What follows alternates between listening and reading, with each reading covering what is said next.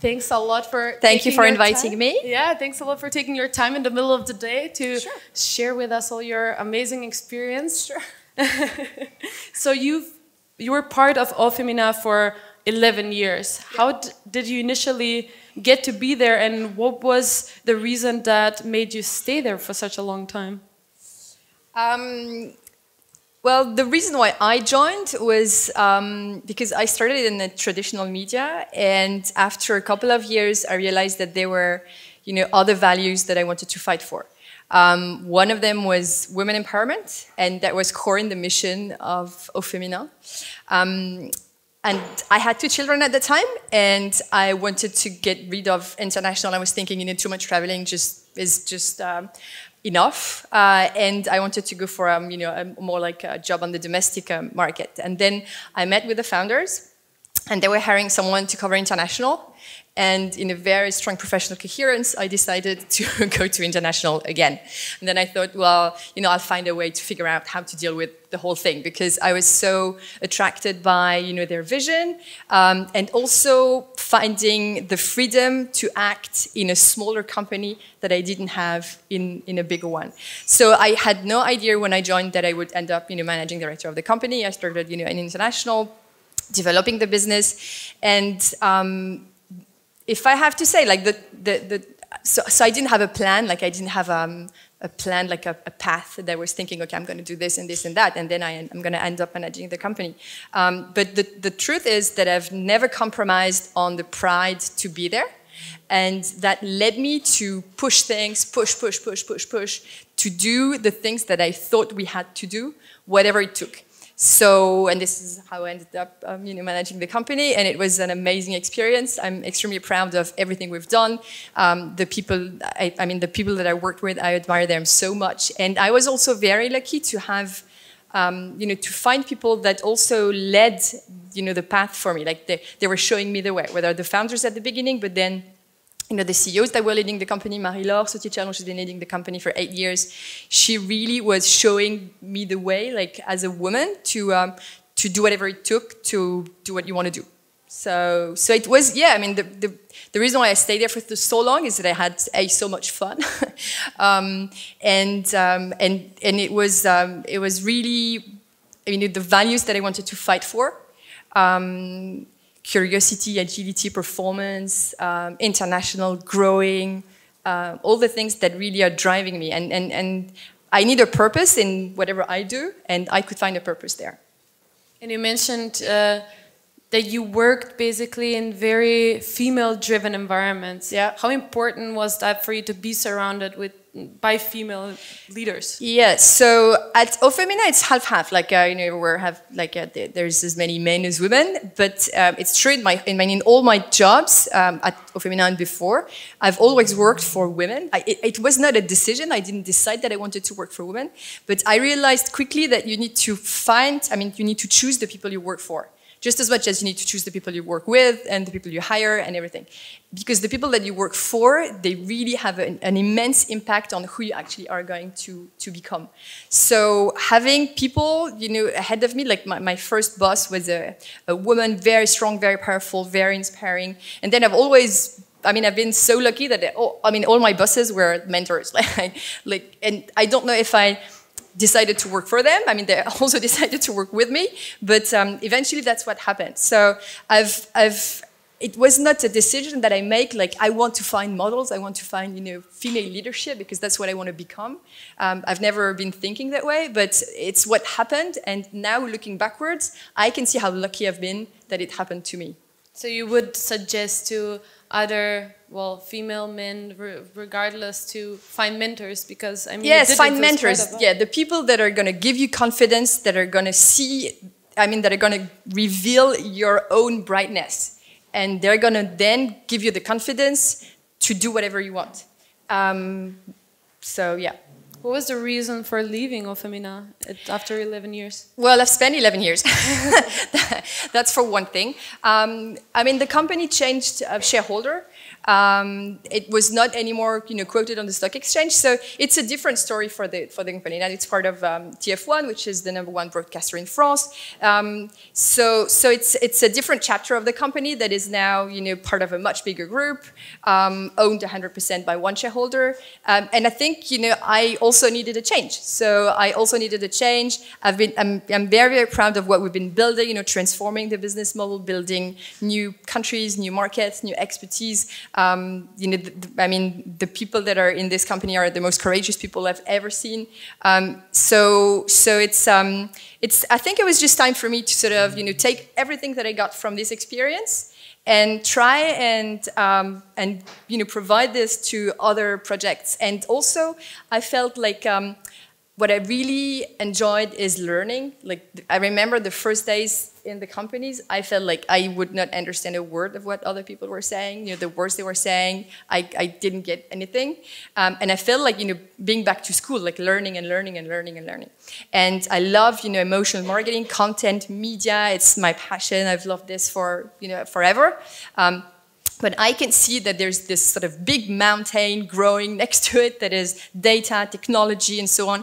And I cannot live in this world not understanding how technology is actually changing so much everything around.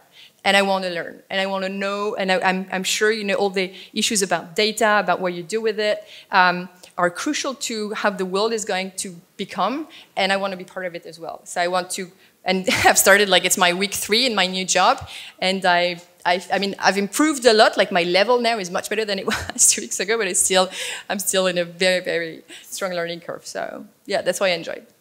Are there any other things that you do apart from being immersed in new projects and working with new teams that you do for yourself to learn more about what is going on right now and how tech is developing or what new trends are coming up? What do you mean? Like, do you listen to podcasts? Do you read books? Oh, yeah. Do you? Okay, yeah. I try and learn from every moment, from the moment I wake up till the moment I go to bed. So like everyone who wants to see me, I will see them because I'm thinking, okay, maybe there's something that I need to learn from this person. I'm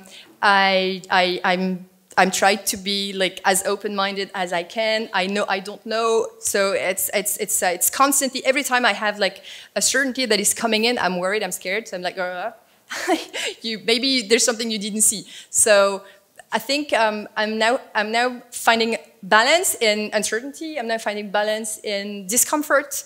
And comfort, yeah, comfort in discomfort is where I think you put yourself in a situation where you always learn and you're always aware that you need to grow all the time. So yeah, I mean everything like podcasts. I've got, of course, people that I follow and that inspire me all the time. I'm on TED like all the time. Every time I have some free time, I'm on TED. TED is fun. Yeah, there's amazing content there as well. Yeah, amazing content. Yeah.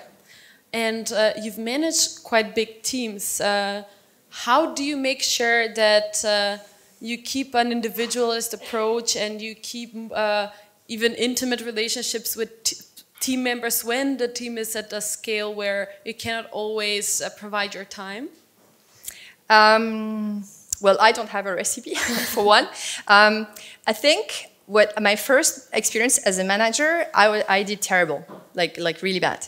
I was like 28, I was managing 2 people, and from day one, I'm thinking, okay, now I'm a manager, so I have to behave like a manager. So what does a manager do? How does a manager behave? How much distance you need to create? Now you're an important person, now you're a manager.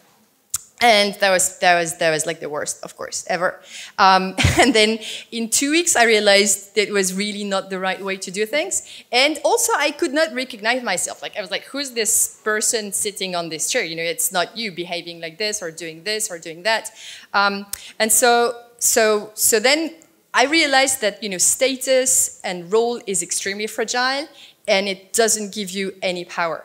And what actually really provides a legitimate leadership is to act, the way that you believe is the right way to act. So that I've given up like all the books that I've had read on management and things, and then I was just trying to do things by listening to my intuitions, listening to people trying to change the look that I had on things, trying to find always a reason to admire the people that are there, trying to reveal their skills and how much they were actually providing me. So I think I've always tried to lead by example. Like, I do the things this way because I think that's the way we should do it, and always also try to grow people. To get people to grow, and hence find the. Be sometimes like very far and sometimes very close, and adapt and adjust constantly adapt and adjust. So no, I don't have recipes or rules. I'm just trying to do things the way I feel like they should be done, and I'm trying to be as self-critical as I can to improve. So, but I've always been thinking that management is the most difficult thing. So the only way to do it, to me, right, is to do it with all your heart, because then you can be wrong, but at least you're authentic and you're sincere. That's beautifully said. And I know you've been only 3 days at the new company, but 3 weeks. 3 weeks. Feels like 3 days. Feels like 3 days. But do you consciously now think about whether you need to change some of your leadership style, or are you taking some different approaches into dealing with the new team and the new environment? I feel like. I think to give trust to others, you need to show that nothing scares you. So this is how I'm trying to be like now, is whatever the situation, I have no fear. If I have no fear, you shouldn't have any. So because even if we fail, that's all right. So I'm trying to inspire that if we believe in what we're doing, then we shouldn't fear anything, because if you really want something, it will happen. Is that how you deal with doubt? How we deal with self-doubt, when you feel doubtful about if you're doing things right? Yes, or? when I doubt, yeah, exactly. Like when I doubt, I try and ask my inner self. What are the values that drive me? And I kind of ask my values to show me the way. And if I do things like my values would do it, then usually it's the best thing I can do at that very moment.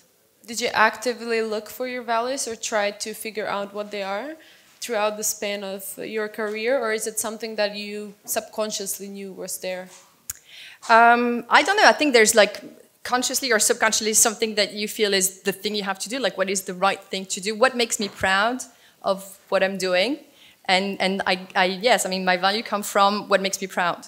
And so if I act and I'm proud of what I'm doing, and I do not want to disappoint everyone I know, like my family, my friends, my colleagues, my boss, my shareholders, whoever, I feel that's the right thing to do. Do you see yourself as ambitious?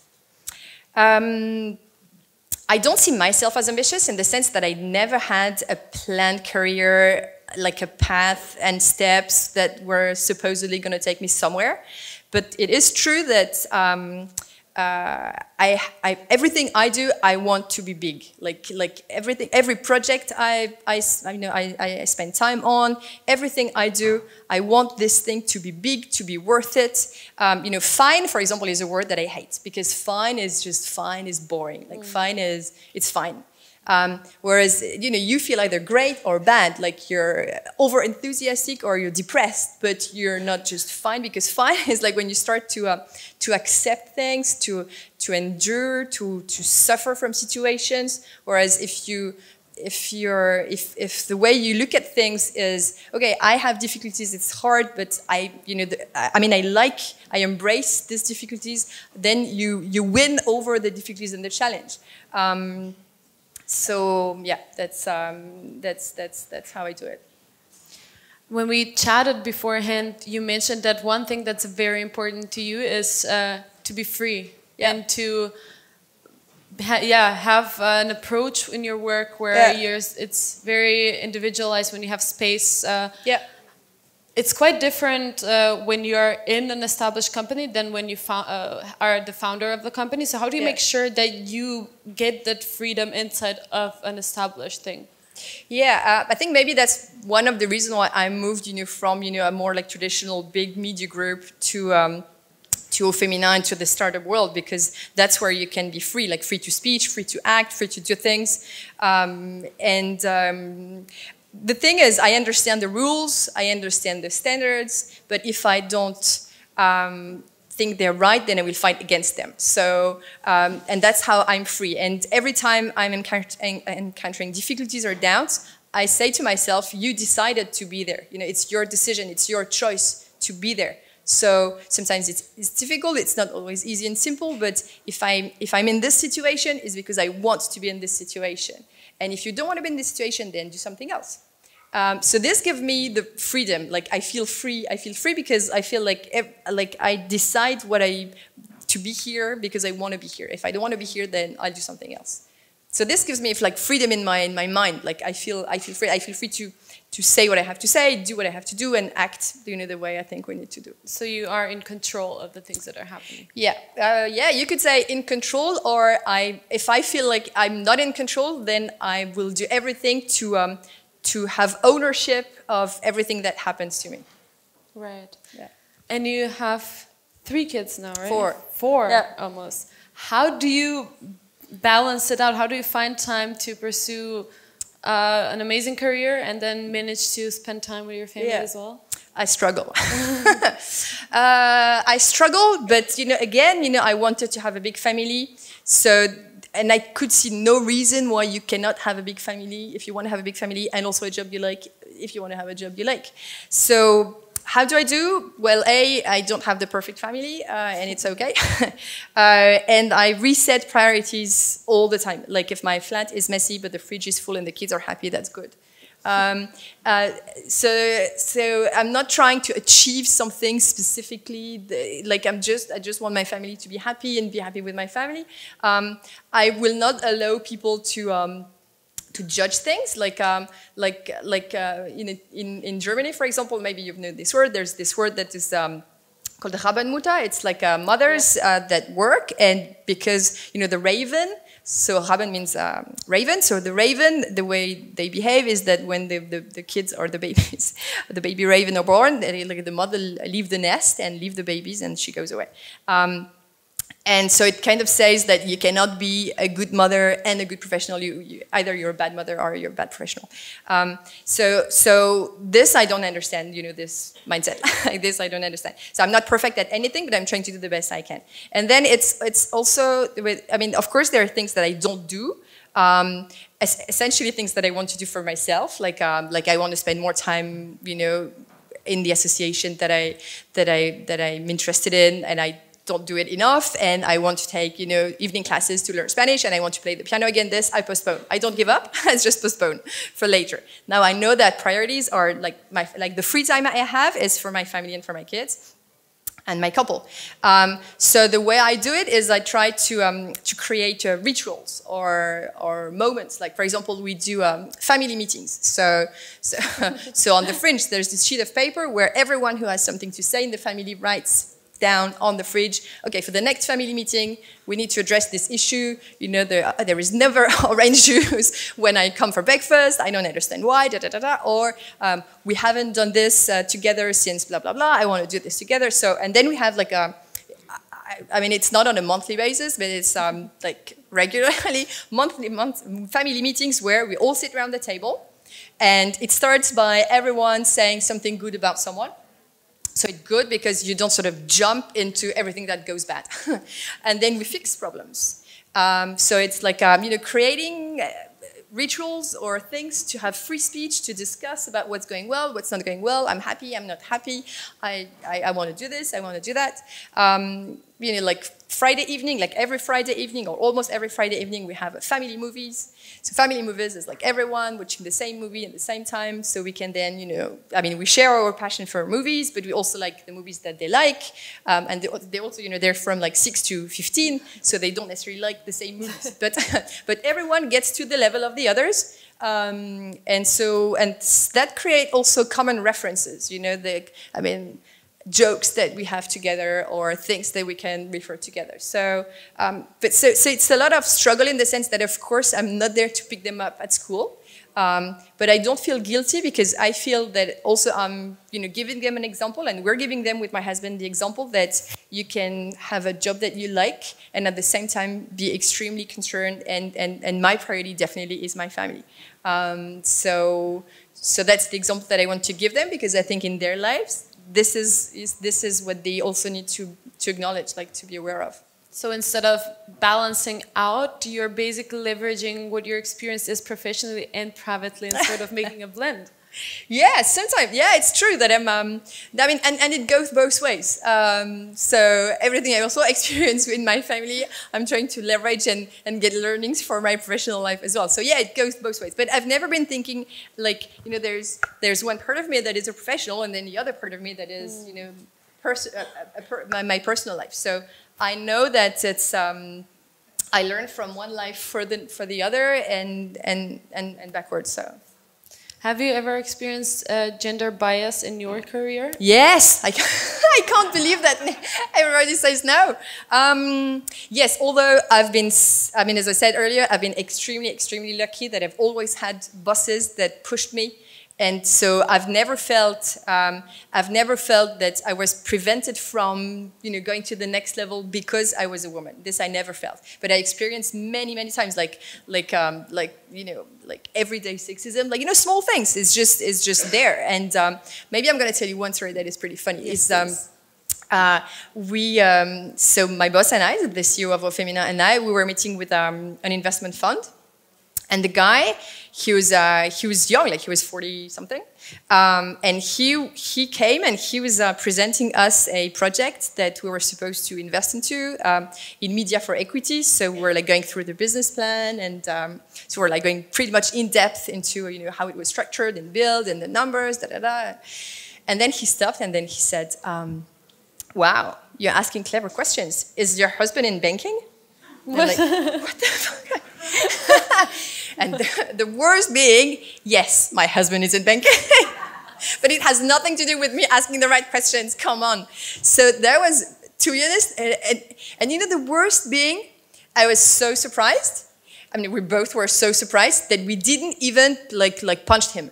We were like, no. We kept on going. Then, of course, we closed the door and we're like, ah!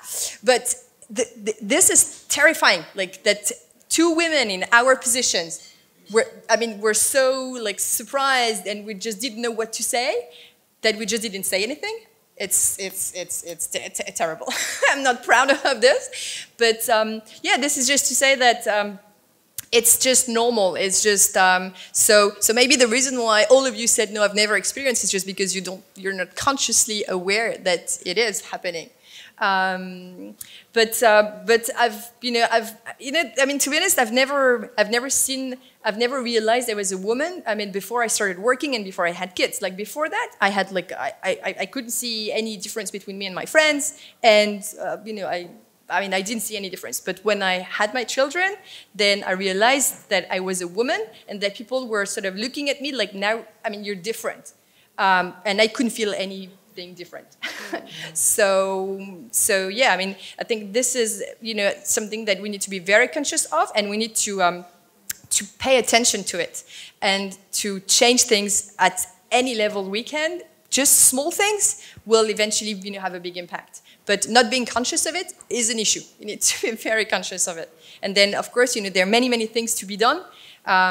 So I've been, you know, trying since then to do as much as I could to help, you know, I mean, push it and give women the confidence that they need to be able to speak and also to act in a way that was, you know, giving them more freedom and the role they deserve in the society. Beautiful. Mm-hmm. If you could go back in time and talk to your 16-year-old self, what would you tell her? I would tell her, trust your guts, act, and I would also tell her to keep her eyes of a 16-year-old and remain 16 forever. because it's not because you grow that you cannot keep the same freshness at things, energy, openness, and I think this, at least this is what is making me happy is I feel like I'm 16. I'm not. My daughter is 15, and I feel like I'm the same age as her, but I'm not. But I think I still feel things, and of course I'm getting wiser, hopefully, to some extent. But I think I would give myself this advice. Beautiful. Thanks a lot for thank you very much. Lovely conversation. Thank you. Thank you. So who has questions here? Yes. Over there. Vlad will pass on the mic? Yeah. Hi, I'm Carol. I'm the CEO and founder of June Paris. We make diapers for babies. Thank you so much. It was so interesting, very, very enlightening. So thank you. My question is, we're, as a startup, we know how to create value, but it's harder to maintain. You'll see my point. We create small teams, but when we scale up, we move to managing a team to managing managers. And so my challenge right now is I'm moving into the phase where I need to have like chief marketing, chief growth, chief ops. I have a chief ops. I've just recruited my CMO. I'm looking for my chief growth, and I have no idea how to manage my managers because I'm used to managing my small teams and be really hands-on with them and really into everything they do. But I don't really know how I have no idea how to manage a manager who's going to manage my teams. And I'm afraid I'm going to lose the scope of everything that goes on inside the teams once I focus only on general management of June. So I'm afraid of that, and I don't really know. So I'm sure you have some input. Yeah, I think there are two things. You need to protect your CMO or your managers, and also you cannot lose the relationship that you have with the people that are now going to be managed by someone else. So you need to change the relationship that you have with the people that you used to manage, because the people you used to manage, they like you, they worked with you, and this is maybe one of the reasons they still are in the company, because they have this relationship with you. If they lose this relationship with you, then they're going to feel left behind, and they're going to feel you don't love them anymore, which is of course not true. So at the same time, you need to change this relationship. So don't lose this relationship. Don't think that because you have a manager between you and them, you cannot talk to them directly. But you need to talk to them maybe differently. You need to talk to them in other moments, informal talks and so on, but still you need to be there.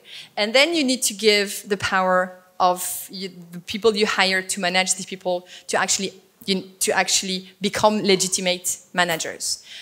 It's not because they have the role, again, as I said earlier, that they will have the legitimacy. So you need to train them, to share with them how you have become a legitimate leader for the others, so they can then become themselves a legitimate leader for them. That would be my advice. Thank you. Yes?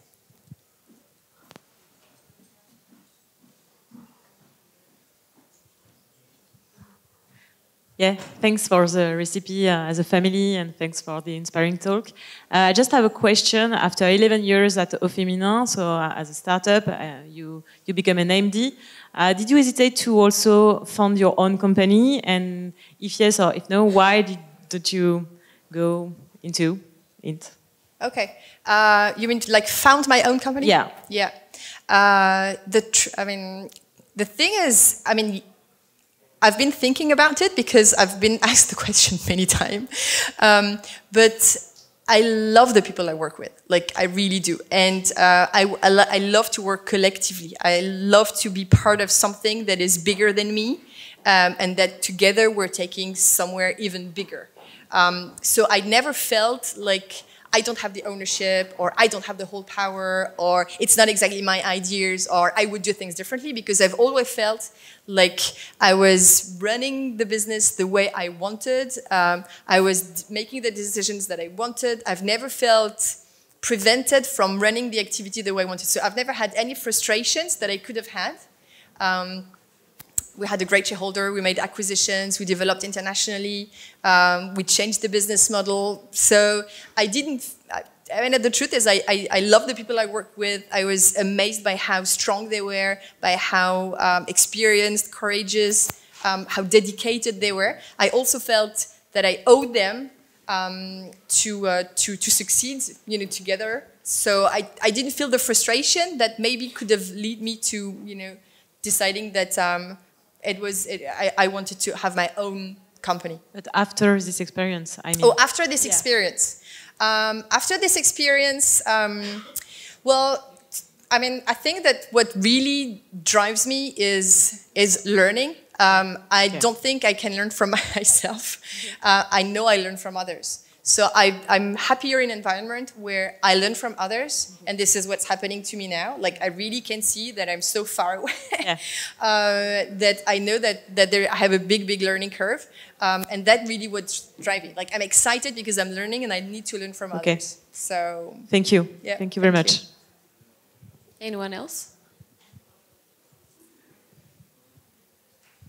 Hi, hello, my name is Delphine. I'm the co-founder of Ma Bonne Fée. We help parents in the first month after the birth of their kids. Yeah. And regarding the fact that you had kids when working, I guess, quite a lot, did you have any advantages, or did you think some stuff that the companies could do could help you manage this better? Yeah. This can be for women, but this should be true for men. For men as well, yeah. Today? Yeah. Well, I mean, as I said, you know, the reason why I'm been so happy at Aufeminin is I was given a lot of freedom. I was given a lot of freedom, free time, the ability to work where I want, when I want.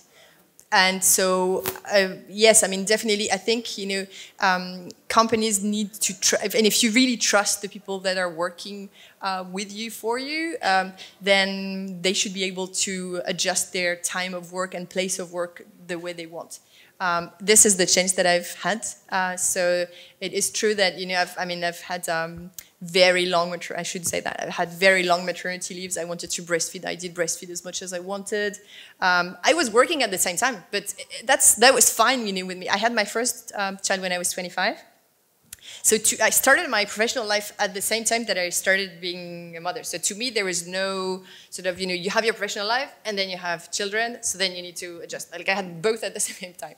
So from the beginning, I knew that I wanted to take care of my daughter, and that at the same time I wanted to enjoy my work. So I've always, you know, organized my life and work so that my personal life would adapt to my work, and my work will adapt to my personal life. And I was,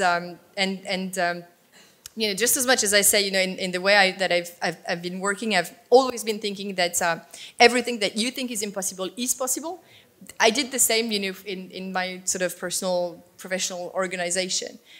You know, and so I asked for, like, I mean, yeah, I mean, I managed to have free time, and but it's true that some other women, and I think we also need to respect that, you know, when they're home, they don't want to work. And I've started another day at work, you know, and on the kitchen table many times after the kids were in bed. But that's fine with me. I'd rather do that and be there for their dinner rather than come home late and not see them at night. So, yeah. Hello, thank you very much. It's often said that the impostor syndrome is stronger for women, and I believe we can see that even in interview. So I was wondering, in, like, for instance, hiring process, it's something that you have taken into account when you hire women or men. How do you deal with that? Yeah, I'm gonna tell you another story. Like, I was interviewing very good profiles for a position like to lead the international business of Aufeminin. And in the same day, I interviewed two people, both had the same background. HEC, found their startup, fail, look for a job. One, the girl, she had traveled, you know, she had opened subsidiaries in various countries, and the guy didn't. So one had international experience and the guy didn't. The girl, when we had the interview, she couldn't help but tell me how guilty she felt for all the people she hired, and eventually she led them to failure. So that it was very hard for her, after she realized that, you know, she had to close the company to now get back on track, And she kept on saying, I'm not sure I'm fit for the role because I don't have an international experience. It was like, well, you've lived abroad, you've opened companies in other countries, you have an international experience. Yes, but not exactly in the area that you're hiring for. And then, like an hour later, I had the guy, same profile, HEC, startup, the exact same. And he kept on saying how amazing the experience was and how much he learned from every step of building this company up to the moment where the best decision he could make was to actually close the business. Because So the storytelling was terrible because as a recruiter, you don't want to hire her.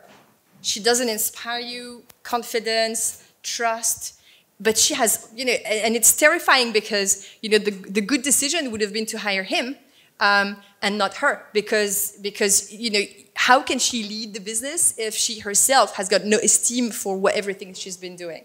So eventually didn't hire either of them. But I was really shocked, like, you know, when having this experience, like having these two interviews, like one after the next, and seeing a huge difference in confidence. So yes, I think it's, I think the imposter syndrome is huge. It's huge for women.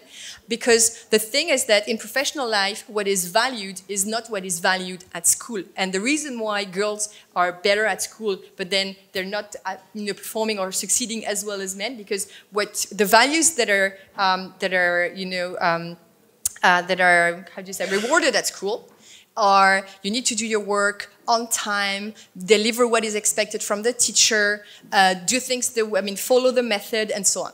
Whereas in the professional life, what is valued is be creative, do things your own way. Show up, be good at telling your story, be good at finding sponsors, be good at finding the people that are going to help you, be good at networking. Yeah, that's what's called the le complexe de la bonne élève. That is really stop being a bonne élève. Find your path. Like do the things your own way. Act, no fear. Do things. And don't start to sort of do what is expected from you. Nothing is expected from you. Do things the way you want to do. So yes, at least the people that I manage and that I work closely with, I really, really push them to give up. To give up this imposture syndrome. Yes, you can acknowledge that. Yes, So be conscious of it. Like when you see it coming, be conscious of it, and then push it away. Beautifully said. Yeah, thank you. Thanks a lot, guys. If you have more questions, you can come and approach her later. Or was there somebody who was holding the mic? Yeah. No. Okay. Okay. Thank you very much.